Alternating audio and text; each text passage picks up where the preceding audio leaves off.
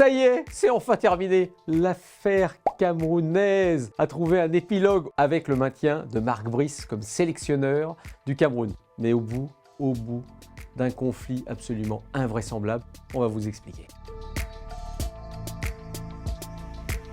Vous avez vu notamment cette vidéo où Samuel Eto'o prend à partie le membre du ministère et après son entraîneur en lui disant « si tu franchis cette porte-là, si tu franchis la porte, eh ben, tu ne seras plus sélectionneur ». Parce que si vous ne restez pas, je suis obligé d'interroger mon comité exécutif. N'oubliez pas, en tant que footballeur, vous ne pouvez jamais me parler. Donc maintenant, je suis le président. Vous ne me parlez pas comme ça, d'accord? Vous vous asseyez et on travaille. Arrêtez un peu ce bordel.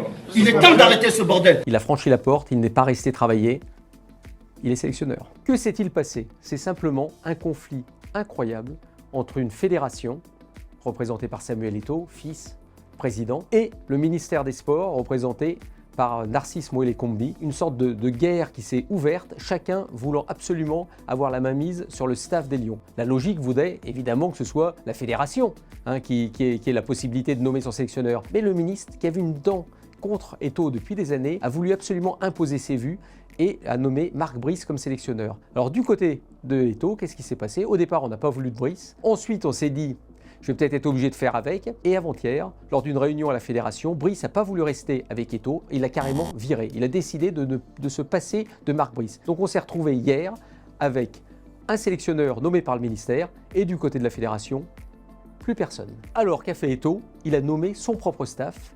Un staff de 3 personnes. Là, on s'était dit, ça y est, c'est une nouvelle guerre. Vous avez un staff d'un côté, un autre staff de l'autre. Qui va être sur le banc contre le Cap-Vert? Premier match éliminatoire Coupe du Monde 2026. Eh bien, comme au Cameroun, la plupart des gens qui travaillent pour les fédérations sont des fonctionnaires. Quelle a été la réplique du ministre des Sports? Très simple. Il a dit, ah, puisque c'est comme ça, les adjoints qui sont en poste, qui travaillent pour le ministère, eh bien, sont tout simplement mutés ailleurs, à plus de 800 km de Yaoundé. Donc d'un seul coup, décret, vous partez à 800 km de la ville. Donc imaginez les deux adjoints qui disent bon, on ne va pas partir comme ça, en plus c'est au moins 13 heures de route, dans des conditions très compliquées, laissant toute leur famille. Donc inévitablement, c'était une manière aussi d'imposer à ses adjoints de ne pas travailler avec Samuel Eto'o. Voyant ça, le sélectionneur nommé, qui lui est retraité, donc n'avait pas ce problème-là, il a subi de telles pressions, qu'alors qu'il devait donner une conférence de presse pour nommer ses 26 joueurs, il a carrément abandonné l'affaire, en laissant tomber, en disant non, je ne peux pas, je vais démissionner d'un poste que je n'ai jamais eu. Donc Eto'o, devant le fait accompli, a bien compris que là, ce serait très difficile de passer en force, et c'est ce qui est important au Cameroun. À un moment,